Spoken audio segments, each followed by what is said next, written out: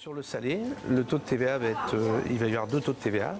On l'aura à 7,7 pour tout ce qui va être réchauffé, mangé sur place, et à 5% si c'est emporté. Lui-même se perd dans les chiffres.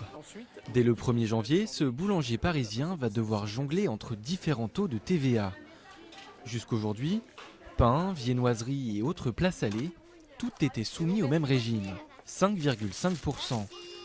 Désormais, le taux des sandwichs et des produits servis chauds va grimper à 7%. La loi est là, donc on n'aura pas le choix de répercuter cette augmentation sur les produits.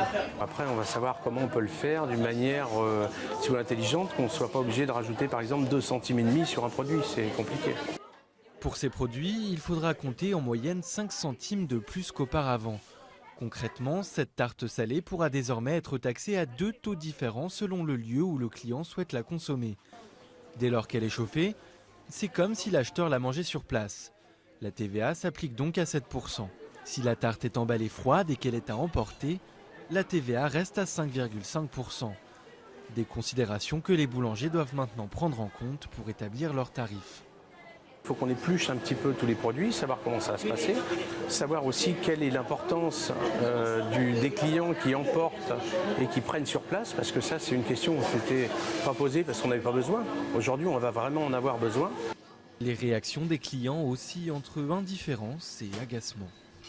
Bon, en général je prends à emporter, donc finalement ça ne changera pas grand chose pour moi. Je viendrai moins souvent.